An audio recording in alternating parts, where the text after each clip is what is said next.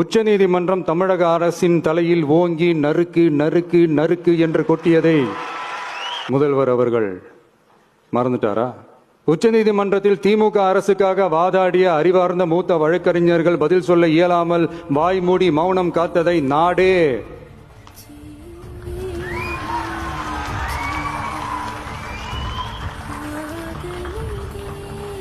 பார்த்ததல்லவா? இதையும் முதல்வர் அவர்கள் மறந்துட்டாரா? சுப்ரீம் கோர்ட் சொன்னதோட மட்டும் இல்ல, நிஜத்திலும் இன்னைக்கு மக்களுக்கு இந்த கவர்மெண்ட் மேல இருக்கிற நம்பிக்கை மொத்தமாக மண்ணுக்குள் புதைந்து விட்டது. இதுவாவது முதல்வர் அவர்களுக்கு புரியுதா? புரியலனா 2026 தேர்தல்ல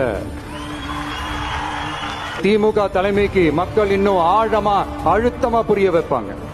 அப்ப கூட இவங்க என்ன பண்ணுவாங்க தெரியும்ல? 5 வருஷத்துக்கு ஒரு வாட்டி பழக்க தோஷத்துல ஒரு அறிக்கை ஒண்ணு வெளியிடுவாங்களே, மக்கள் தீர்ப்புக்கு தலை வணங்குகிறோம் அப்படின்ட்டு அந்த அறிக்கையை வெளியிட்டு இப்ப அறிவாலயத்துல போய் ஓடி ஒளிஞ்சுப்பாங்க. இப்பவே ரெடி பண்ணி வச்சுக்கோங்க அந்த அறிக்கைய. எப்படி?